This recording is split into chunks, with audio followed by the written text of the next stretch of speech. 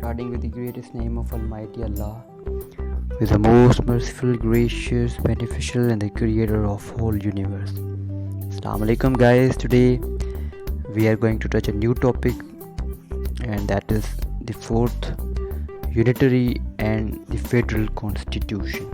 What's the difference between these two types of constitution? This topic is also concerned to the salient features of 1973 Constitution of Pakistan. So guys, I am again going to say you that you have to firstly check the settings. You have to go in the settings. You have to check the quality of this video firstly. You can set this quality also by going in the settings. Before going to listen this lecture, you have to go back and have to watch a lecture which was uploaded before this, and that was concerned to the salient features of Constitution of 1973. So let's start. Unitary versus federal constitution.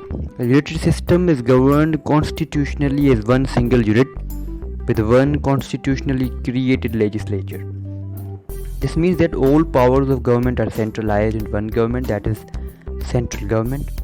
The most famous example of unitary constitution is United Kingdom. So the major difference is that in the unitary constitution is completely concerned to the center. In this, all the powers are given to the center, and the center has further power to devolve all the powers to the states if it wants. There's no any codification in the constitution concerned to the powers of the states, means the provinces. All the powers are present or lied in a central government. In unitary constitution, the provinces are subordinate to the center, but in federal constitution, there is a division of power or the separation of powers between the federal and the state governments. There are the two models. One is American model and the second one is Canadian model. Inshallah, one day we will upload a lecture concerned to this topic also. Both are independent in their own sphere. Both means the unitary and federal. Constitution of India has features of both unitary and federal constitution.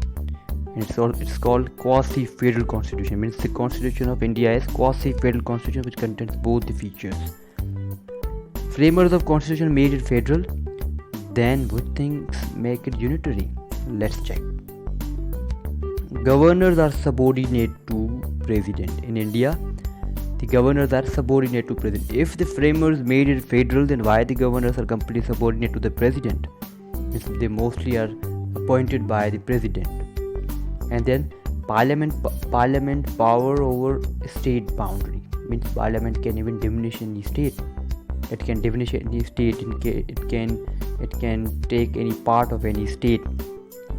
So parliament has an autocratic power, which is basically the feature of a unitary form, but it also lies in the federal form of India. So this is a mixture. If the emergency is proclaimed under Article 352, emergency due to war, then the division power among the state and the center undergo a vital change. The executive body of the state is directly controlled by the union government. If there is a proclamation of emergency under Article 352 in the India, then all the powers go to the center. Then center has the vital powers to enforce accordingly, to act accordingly. Then the states have no such a power. So this is also the autocratic power of a unitary format, which is what we can say present in the federal form of India. So the India is a mixture of both types. In federal system, there is an intermediate level of governmental authority between the center and the local. It's usually consisting of states or provinces. In federal system, there are the two layers. One is center, and second one is concerned with the states, provinces. But in the unitary, there is just one layer, and that is center.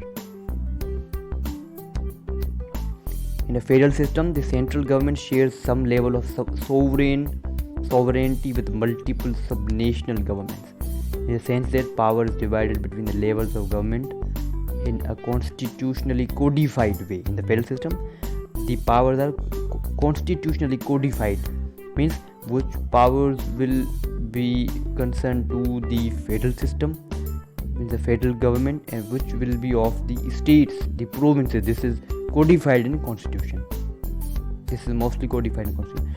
United Kingdom is a good example. It consists of the four constituent countries of England, Wales, Scotland, and Northern Ireland. But these countries are not the US, not like US states, in that they have no constitutional power of their own. Simply, the UK is UK is of unitary format, while the US is concerned to the federal government. Pakistan, like USA, is a federal state which is divided in two layers, central and provincial, which is an important salient feature of its constitution. And further, their powers are separated.